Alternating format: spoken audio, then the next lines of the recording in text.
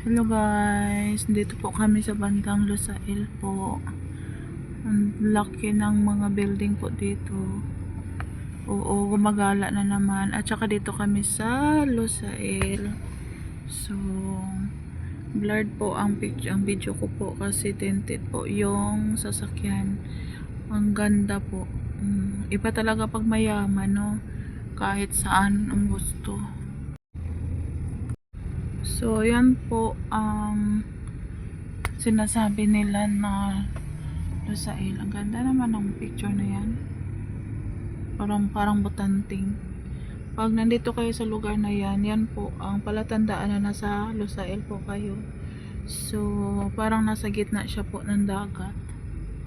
Ang ganda ng tanawin. Pero hindi ako pwedeng bumaba. Ang init. Sumakit pa yung ulo ko. Kumakain lang po si Alaga with kaibigan. So, iba po ang kulay ng ano ko kasi po, ano lang, dito kami sa sasakyan ni nanay, may mataw. O, diba?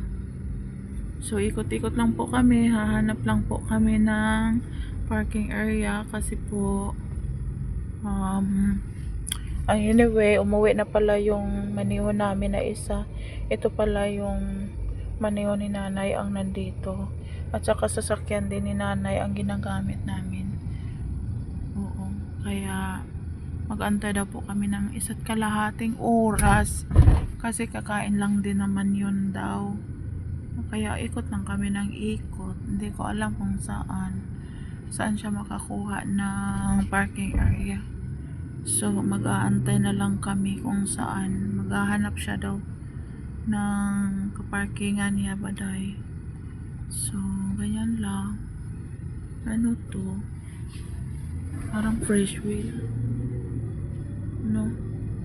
Ang ganda. So, hindi nila ako makikita dito sa loob.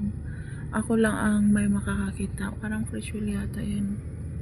Diba? Ang daming sasakyan. Friday po ngayon, kaya maraming sasakyan na makikita mo na mga sasakyan sa mga VIP. So, ikot-ikot lang. Sa bandang Lusail po to. No? So, ganyan lang. But anyway, hindi ako pwedeng gagala. Kaya dito lang ako sasakyan. Ewan ko dito kung saan to pupunta.